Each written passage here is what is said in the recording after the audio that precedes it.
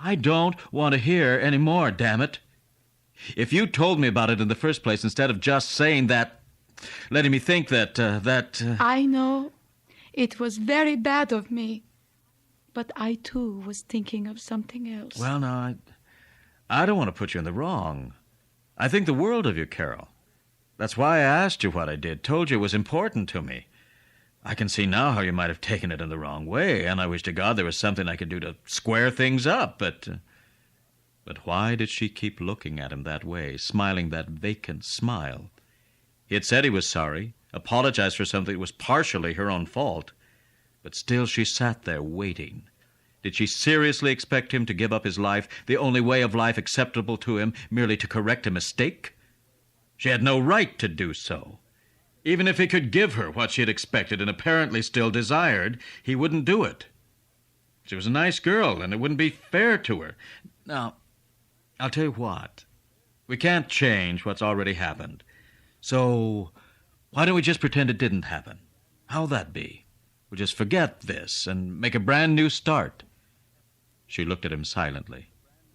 Fine. That's my sweet girl. Now, I'll skim out of here and let you finish dressing and, He left, pulling on his robe as he went out of the room. Returning to the den, he flopped back down on the hospital bed, stared out unseeing at the panorama to the south, still seeing the girl in the bedroom. He'd put things very badly, he guessed. His usual glibness had failed him, just when he needed it the most, and he sounded peevish and small-time. It had been an honest mistake. She'd suffered no actual loss because of it. Why couldn't he make her understand that? He heard her approaching, the starchy rustle of her uniform. Working up a smile, he sat up and turned around. She was wearing her coat. She was carrying her small nurse's kit. I am leaving now. Is there anything you want before I go? Leaving? But, now look. You can't do that, you know. It's not professional. A nurse can't walk out on a patient. You do not need a nurse. We both know it. At any rate, I have ceased to be a nurse to you. But damn it, Carol. She turned away from him and started for the door. He looked after her helplessly for a moment, then caught up with her and pulled her around facing him. Now, I'm not going to let you do this. There's no reason to. You need the job, and my mother and I both want you to have it. Why? Let me go, please. Don't. If you're sore at me, okay. Maybe you think you've got a right to be. But my mother's involved here. What will she think? I mean, what will I tell her when she comes home and finds you're... Your mother will be disappointed, but not surprised, I think. I have thought your mother did not understand you, but now I know that she does.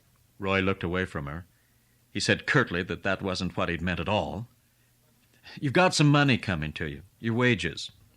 If you'll tell me how much... Nothing. Your mother paid me last night. All right, but then there's still today. For today, nothing. I gave you nothing of value. Now, stop acting like a 2-year-old kid, will you? You've got some money coming to you, and by God, you're going to take it. Now, how much? What do I owe you for today? $3, yes? I have heard that was the usual price. You seem to know. Carol, why... Thank you. It is really too much. She turned, crossed to the door, and went out. Roy raised his hands helplessly and let them drop to his sides. That was that. You couldn't square a beef with a stoop. He went into the kitchen, warmed up some coffee, and drank it, standing up. Rinsing out his cup, he glanced at the clock above the stove. Lily would be home in a few hours. There was something he must do before she got here. It wouldn't make this Carol thing all right with her, and it would mean tipping his hand, but it had to be done, for his own sake. Dressing and going down to the street, he was a little rocky from his long inactivity. By the time he had gotten a taxi and reached his hotel, he felt as strong as he ever had. He took $3,000 from one of the clown pictures. Then, having carefully replaced the picture on the wall, he left the hotel and went back to Lily's apartment. The place seemed strangely empty without Carol. Roaming restlessly from room to room, he kept listening for her, kept seeing her in his mind's eye. The rose and white face, the small, clean features upturned in childish innocence. He started to enter the bathroom, then came up short in the doorway. A towel was draped over the sink, scrubbed, rinsed, and hung up to dry, but still faintly imbued with the yellowishness of washed-out blood. Roy swallowed painfully. Then he dropped it into the hamper and slammed down the lid. The long hours dragged by, hours that had always seemed short until today. A little after dusk, Lily returned. Why, you're all dressed. How nice. Where's my girl, Carol? She's not here. She... Oh? Well, I guess I am a little late, and of course you're all right. Roy hesitated, wanting to tell her, glad of anything that would let him delay. How's your hand? The burn? Okay. It looks like I'm branded for life, but at least it taught me something. Keep away from boobs with cigars. I think you should have it bandaged. No can do. Have to dip it in and out of my purse too much. Anyway, it's coming along all right. She dismissed the subject carelessly, pleased but somewhat embarrassed by his unusual concern. As the room grew silent, she took a cigarette from her purse, smiled gaily as Roy hurried to light it. Hey now, it looks like I really rate around here, doesn't it? A little more of this and... Oh, what's that? She looked down at the money he had dropped into her lap. Frowning, she raised her eyes. $3,000. I hope it's enough to square us up, the hospital bills and all. Well, sure, but you can't... Oh, I guess you can, can't you? I hoped you were playing it straight, but I guess... But you knew I wasn't. And now there's something else you've got to know. About Carol. From Sunset Strip, a muted, gradually increasing clamor floated up to Lily's apartment, the sounds of the dinner hour and the early beginnings of the nightclub's day. Roy wished he was down there on the Strip, or practically any place but where he was. He had told Lily about Carol as quickly as he could, anxious to get it over with. But brushed over, it had probably sounded worse than in detail. He had felt the need to go back through it again, to explain just how what had led into what. But that seemed only to worsen matters, making him appear to pose as an honest, if earthy young man who had been put to a shameful disadvantage by the willful stupidity of a young woman. There was just no good way of telling the story, he guessed. He gave a start as Lily's purse slid to the floor with a thump. He bent forward to pick it up, then settled back uneasily as he saw what had fallen from the purse, a small silencer-equipped gun.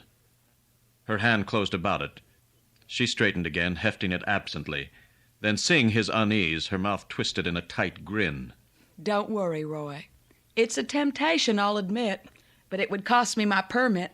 Well, I wouldn't want you to do that. Not after the trouble I've already caused. Oh, now, you shouldn't feel that way. You've paid your bill, haven't you? Tossed money at me like it was going out of style. You've explained and you've apologized. You didn't really do anything to explain or apologize for, did you? I was stupid. She was stupid. Stupid enough to love and trust you and to put the best possible interpretation on what you did and said. We were fools, in other words, and it's a grifter's job to take the fools. Have your own way about it. I've apologized, done everything I can. But if you want to get nasty... But I always was nasty, wasn't I? Always giving you a hard time. There was just no good in me. And you damned well couldn't miss a chance to get back at me. What?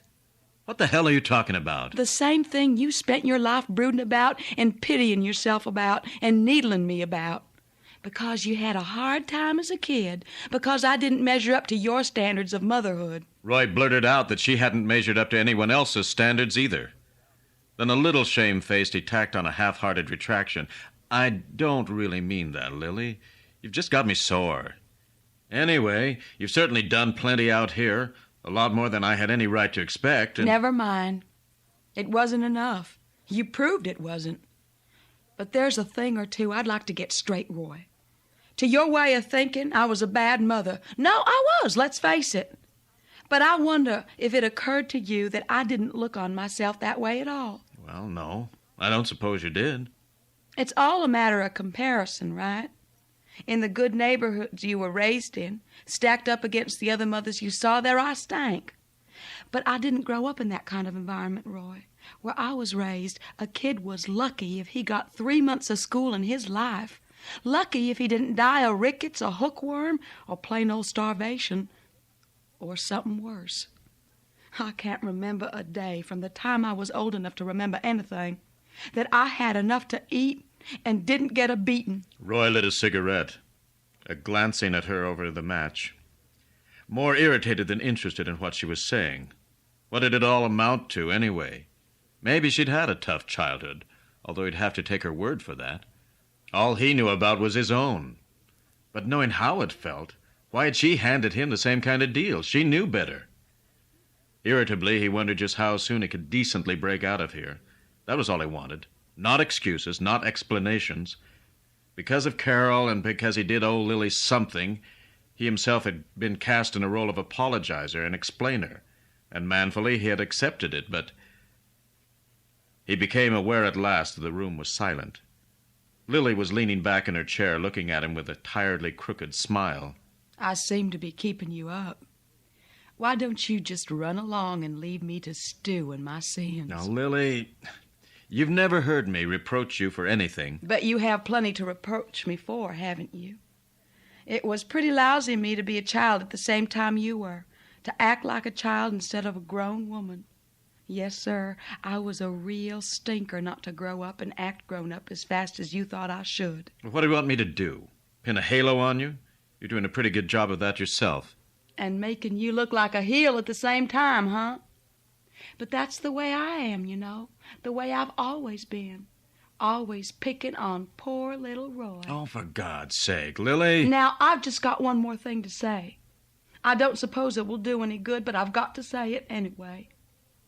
Get out of the grift, Roy. Get out right now and stay out. Why don't you get out yourself? Why, I'd be dead if I even looked like I wanted out. You don't get out of things like this. You're carried out. Roy wet his lips nervously. Maybe she wasn't exaggerating, although it was comforting to think that she must be. But he wasn't in her league, and he never would be. I'm strictly short con, Lily. Nothing but small-time stuff. I can walk away from it any time I want to. It won't always be small time. With you, it couldn't be. You're only 25 years old, and already you can lay out $3,000 without turning a hair. So are you going to stop there? The grift's like everything else. You don't stand still. You either go up or down, usually down.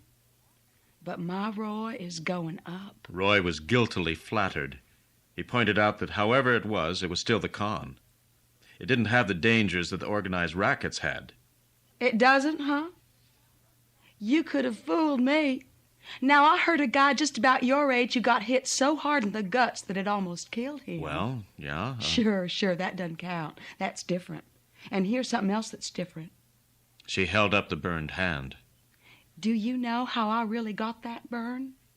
Well, I'll tell you. She told him, and he listened, shamed and embarrassed, unwilling to associate such things with his mother.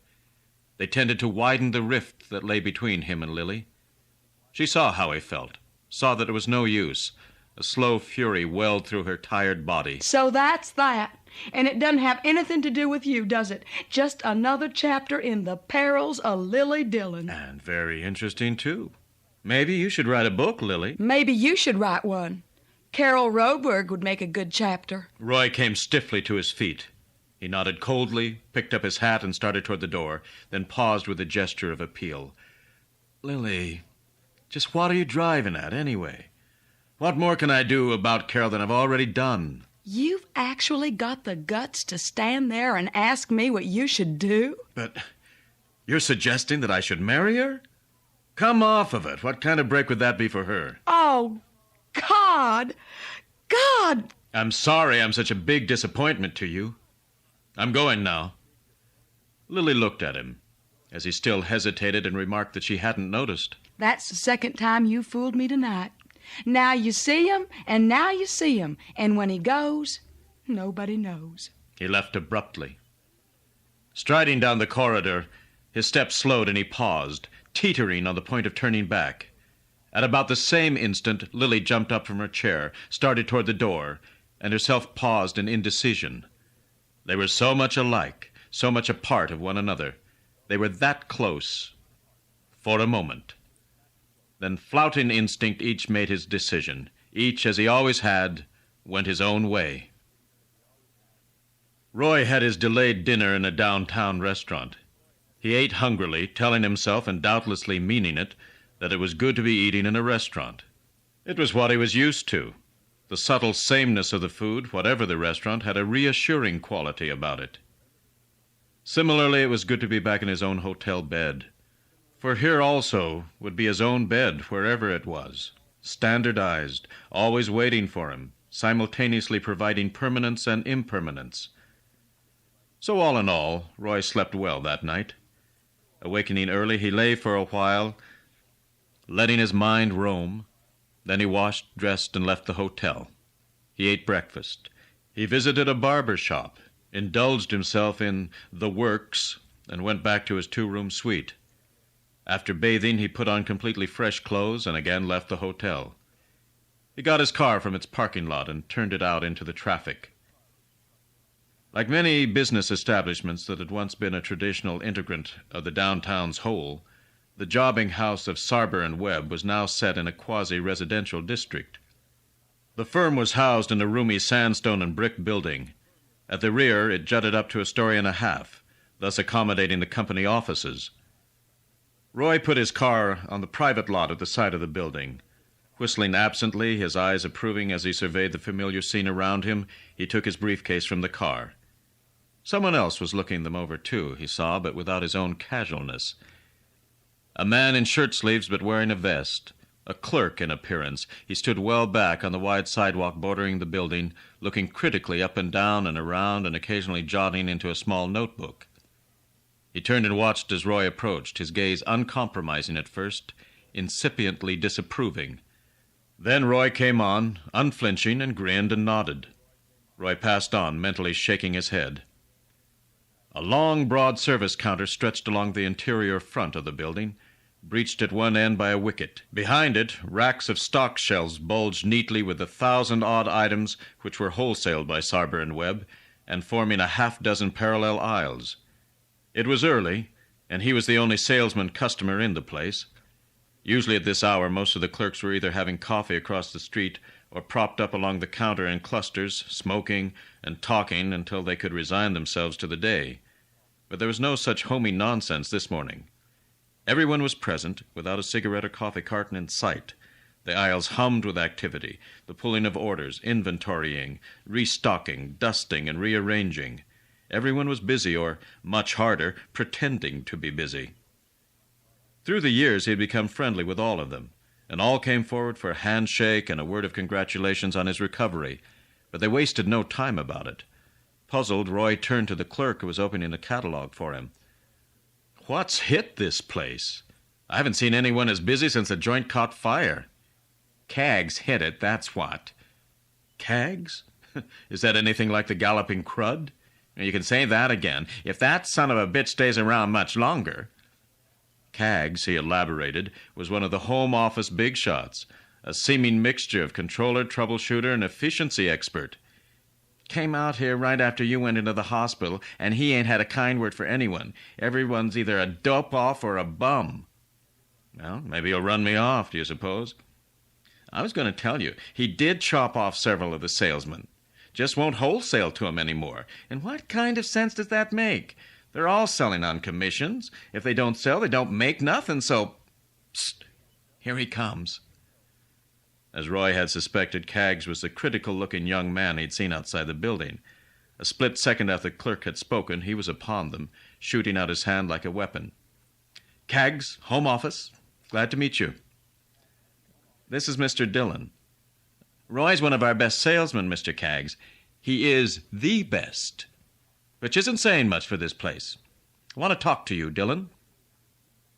He turned, still clinging to Roy's hand, as though to hustle him along.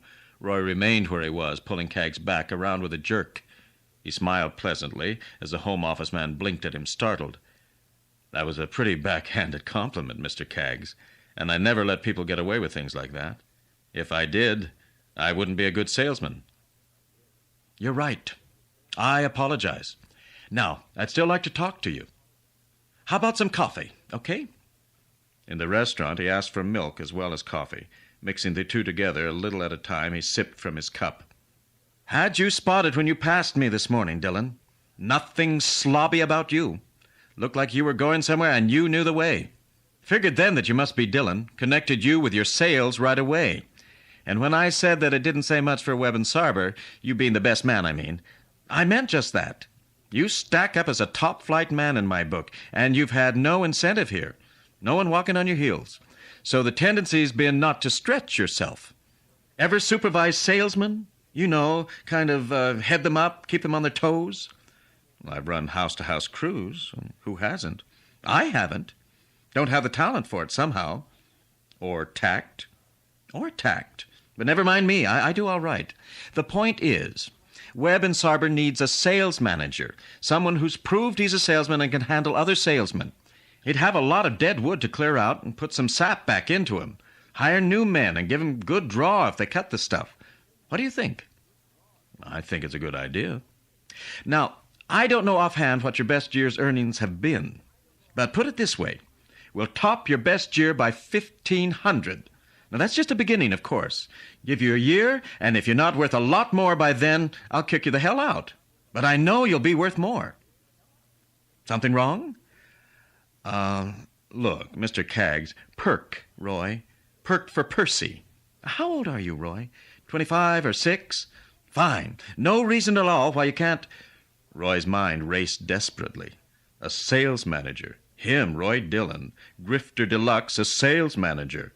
But he couldn't be, damn it. It would be too confining. He would lose the freedom of movement necessary to carry on the grift. The job itself would preclude any such activities. As a commission salesman, he might reasonably loiter in the places where the grift could be practiced. But as Webb and Sarber's sales manager, no. He couldn't take the job. Mr. Kaggs, Perk, I can't take the job. I can't take it right away, I mean. This is the first day I've been up and around, and I just dropped by to say hello, and... Oh, well, you do look a little pale. How soon will you be ready? A week? Well, the doctor's checking me over in a week. I'm not sure that... 2 weeks, then. Or take a little longer if you have to. Be plenty of work, and you've got to be in shape for it. But you need a man right now. It wouldn't be fair to you to... I take care of the being fair to me department. Things been going to hell this long. They can go a little longer. But there was nothing more to say. Perhaps he could think of an out for himself during the next week or so, but none occurred to him now. They walked back across the street together, and then he went on by himself to his car. He got into it, started the motor, then cut it off again. What now? How could he pass the time the Kaggs had given him? Selling was out of the question, of course, since he was supposedly unready to work. But there was the other, his real occupation, the source of the wealth behind the 4 clown pictures. He started the car again, then again shut it off. Since work was out, so also was the grift. He wouldn't dare to turn a trick. He thought about Moira. With an unconscious frown, he dismissed her from his mind. Not today. It was too soon after Carol. Starting his car for the 3rd time, he drove around for a couple of hours, then had lunch at a drive-in and returned to the hotel. He spent a restless afternoon reading. He had dinner and killed the evening at the movies. On the following day, he called Moira. But there again he was defeated. He was surprised as well as irritated, since momentarily she had seemed to welcome an early start on their La Jolla weekend, reversing herself in practically the same breath. It couldn't be done, she explained. At least, due to delicate womanly reasons, a periodic difficulty, it wouldn't be very practical. Tomorrow? No, she was afraid not. But the next day, Sunday, should be fine. He said casually that Sunday would be fine with him, too, and the arrangements were made on that basis. He killed the rest of that day, or most of it, with a trip to the Santa Monica beaches. The next day being Saturday, he was free to hit the grift again, but after some mental shilly-shallying, he decided against it. He wasn't quite in the mood.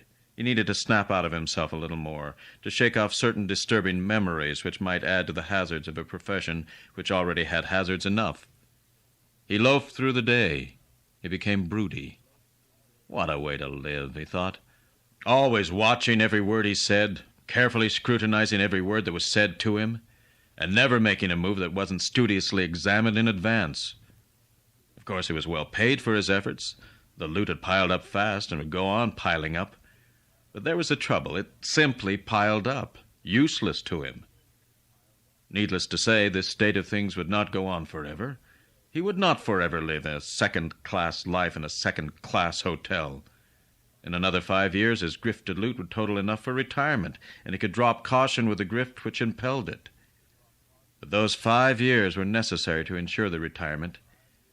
And just suppose he didn't live 5 years, or even 1 year, or even 1 day, or...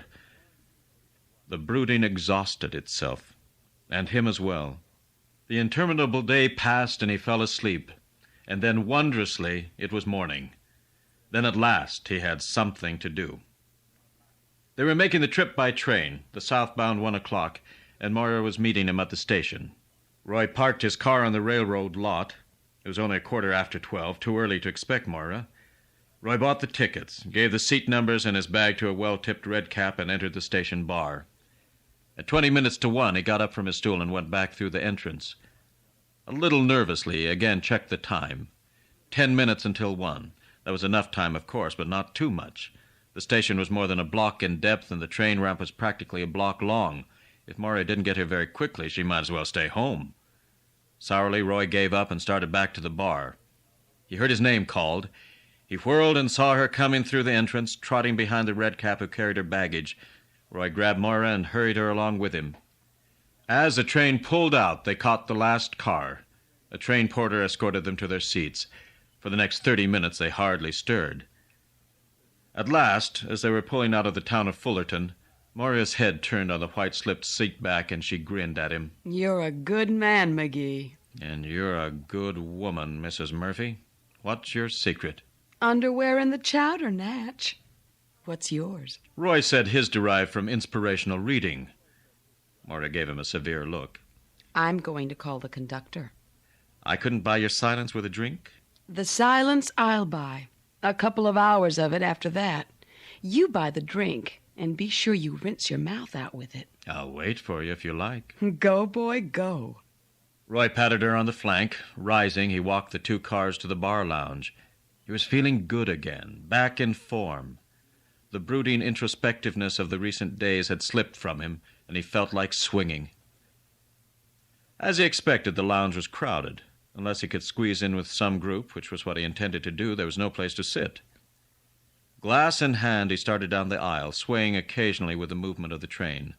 Halfway down the car, he allowed himself to be swayed against a booth where 4 servicemen sat, jolting their drinks and slopping a little of his own on the table. He apologized profusely. "You've got to let me buy you around." "No, I insist. Waiter!" Vastly pleased, they urged him to sit down, squeezing over in the booth to make room. The drinks came and disappeared. Over their protests, he bought another round. "Oh, but it ain't fair, pal. We're buying the next time." "No sweat," Roy said pleasantly. "I'm not sure I can drink another one, but..." He broke off, glancing down at the floor. He frowned, squinted, then stooping, he reached slightly under the booth, and straightening up again, he dropped a small dotted cube on the table. "Did one of you fellas drop this?" he asked. The tat rolled. The bets doubled and redoubled. With the deceptive swiftness of the train, the money streamed into Roy Dillon's pockets. When his 4 dupes thought about him later, it would be as a hell of a nice guy, so amiably troubled by his unwanted and unintended winnings as to make shameful any troubled thought of their own. Swarming up out of his concentration, he saw that the car had emptied and the train was creeping through the outskirts of San Diego, the terminus of the rail trip. Rising, wringing hands all around with the servicemen, he turned to leave the bar lounge, and there was Moira, smiling at him from its head. Thought I'd better come looking for you. Have fun? "Oh, you know, just rolling for drinks. Sorry I left you alone so long." Forget it. I didn't mind a bit. Roy rented a car at San Diego, and they drove out to the La Jolla Hotel. It sat in a deep lawn high on a bluff overlooking the Pacific. Moira was delighted with it. Now this is something like. This is living. I don't know how I'll show my appreciation. "Oh, I'll think of something. Maybe you can rinse out my socks for me." He registered for them, and they followed the bellboy upstairs. Their rooms were on opposite sides of a corridor, and Moira looked at him quizzically, demanding an explanation. Why the apartheid bit? Not that I can't stand it if you can. I just thought it'd be better that way. Separate rooms under our own names, Just in case there's any trouble, Why should there be any trouble? Roy said easily that there was no reason why there should be. But why take chances? After all, we're right across from each other. Now, if you'd like me to show you how convenient it is... He pulled her into his arms, and they stood locked together for a moment.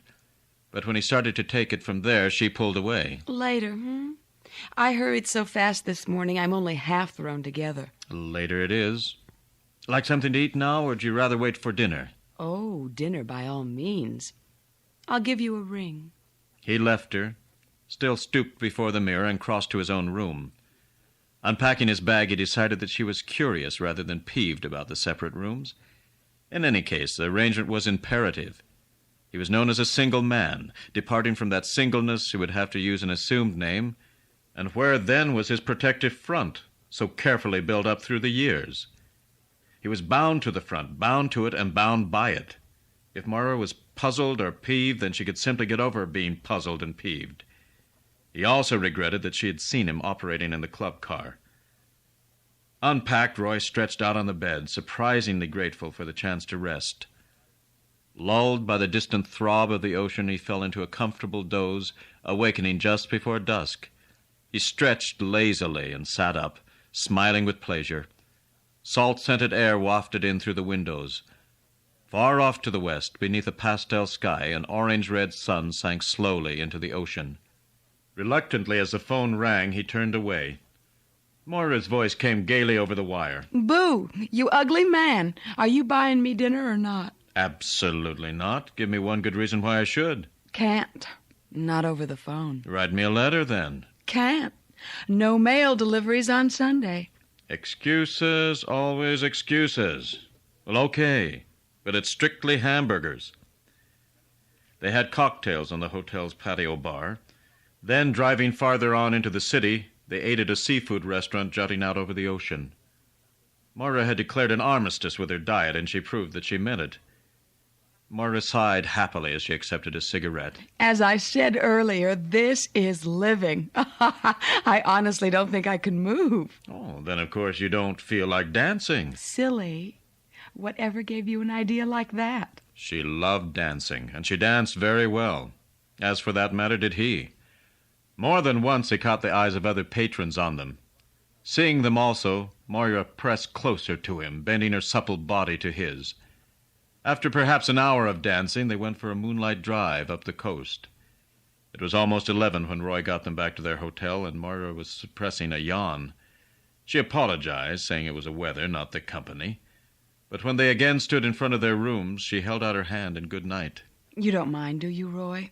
It's been such a wonderful evening. I guess I just wore myself out. Of course you did. I'm pretty tired myself. You sure now? You sure you don't mind? Beat it. It's okay. But of course it wasn't, and he minded a great deal. He entered his own room, restraining an angry urge to slam the door. Stripping out of his clothes, he sat down on the edge of the bed, puffed surlily at a cigarette. A hell of a holiday this was. Would serve her right if he walked out on her. The phone tinkled faintly. It was Moira. She spoke with repressed laughter. Open your door. What? He grinned expectantly. What for? Open it and find out, you fathead. He hung up and opened his door, and he stood back. Moira came skipping across the hall. Her black hair stood in a sedate pile on her head. She was completely naked. Gravely, a finger under her chin, she curtsied before him. I hope you don't mind, sir. I just washed my clothes, and I couldn't do a thing with them. Then, choking with laughter, she collapsed in his arms. Oh, if you could have seen your face when I told you good night. You looked so... He picked her up and tossed her on the bed. They had a hell of a time. But afterward, after she'd gone back to her own room, depression came to him, and what had seemed like such a hell of a time became distasteful, even a little disgusting. It was the depression of surfeit, the tale of self-indulgence as kite. You flew high, wide, and handsome, imposing on the breeze that might have wafted you along indefinitely, and then it was gone, and down, down, down you went. Tossing relentlessly in the darkness, Roy told himself that the gloom was natural enough and a small enough price to pay for what he had received. But as to the last, at least, he was not convinced. There was too much of a sameness about the evening's delights. He had been the same route too many times. You got nowhere, and each trip took a little more out of you. Still, did he really want anything changed? Even now, in his misery, weren't his thoughts already reaching out and across the hall? He flung his legs over the side of the bed and sat up. Lighting a cigarette, pulling a robe around his shoulders, he sat looking out into the moonlit night, thinking that perhaps it wasn't him or them, he or Moira, that had brought him to this gloomy despair. Perhaps it was a combination of things. He didn't have his strength back yet. He'd used up a lot of energy in catching the train, and grifting after so long an idleness had been unusually straining on him. His mind went back to the dinner now, the enormous quantity and richness of it, and suddenly the cigarette tasted lousy to him, and a wave of nausea surged up through his stomach. He ran to the bathroom, a hand over his mouth, cheeks bulging, and he got there barely in time. He rid himself of the food. He rinsed out his mouth with warm water, then drank several glasses of cold, and immediately he began vomiting again. Bending over the sink, he anxiously studied his stomach's washings, and to his relief, there was no telltale trace of brown that would signify internal bleeding. Shivering a little, he tottered back to bed and pulled the covers over him. He felt a lot better now, lighter and cleaner. He closed his eyes and was promptly asleep. He slept dreamlessly, seeming to compress 2 hours of sleep in one. Awakening at about 6:30, he knew he'd had his quota and that further sleep was out of the question. He shaved, showered, and dressed. That took no more than half an hour, drag it out as he would. So there it was, only 7 o'clock in the morning, and he was as much at loose ends as if he was back in L.A. Certainly he couldn't call Moira at such an hour. Moira had indicated last night that she intended to sleep until noon, and that she would cheerfully murder anyone who awakened her before then. At any rate, he was in no hurry at all to see Moira. It was labor enough to pull himself together again without the necessity of entertaining her. Going down to the hotel coffee shop, he had some toast and coffee, but he only did it as a matter of discipline. Strolling down a white graveled walk to the cliff above the ocean, he let his eyes rove aimlessly over the expanse of sea and sand. The white caps, the faraway sails of boats, the sweeping gulls. Desolation. Eternal, infinite, like Dostoevsky's conception of eternity, a fly circling around a privy. The few signs of life only emphasize the loneliness. At this hour of the morning, a very little of it went a long way with Roy. Abruptly, he turned away from it and headed for the rented car. Roy drove out of La Jolla into the more humble districts beyond, slowing occasionally for a swift appraisal of the various drinking establishments. Many of them were open, but they were not the right kind. Nearing San Diego, he drove up Mission Valley for a mile or so, then swinging up a long hill, he entered Mission Hills. There, after some 30 minutes of wandering around, he found what he was looking for, a good, solid-looking bar with an air that immediately inspired confidence. The proprietor was counting cash into his register when Roy entered. A graying, wiry man with a tan, smile-wrinkled face, he nodded a greeting in the back bar mirror. "Yes, sir, what'll be?"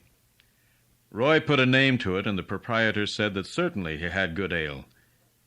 Roy took an immediate liking to the guy, and within 10 minutes they were on a first-name basis. Roy was explaining his presence in town, using his holidaying as an excuse for off-hour drinking. Bert, the proprietor, revealed that he also shunned the pre-noon drink, but he was going on vacation tomorrow, so what was the harm anyway? As he left to wait on another customer, he brushed against a back bar display stand of salted nuts, moving it slightly out of its original position. And staring absently in that direction, Roy saw something that made him frown.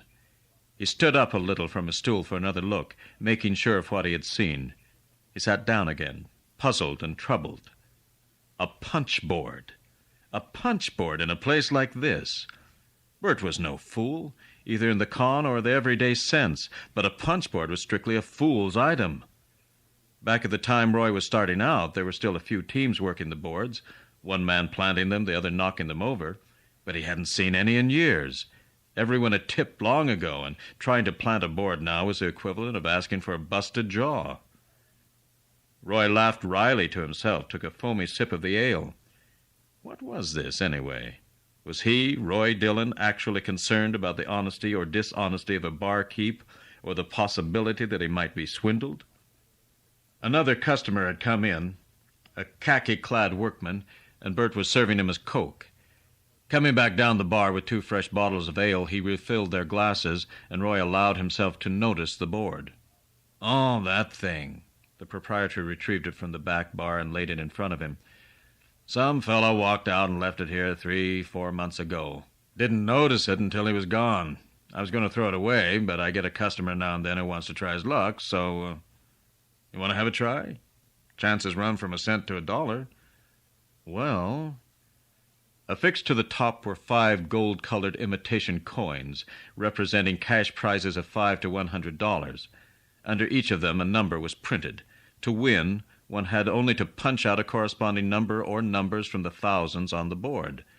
None of the winners had been punched out. Bert, obviously, was as honest as he looked. Well, what can I lose? He punched a few numbers, laying them out for Bert's inspection.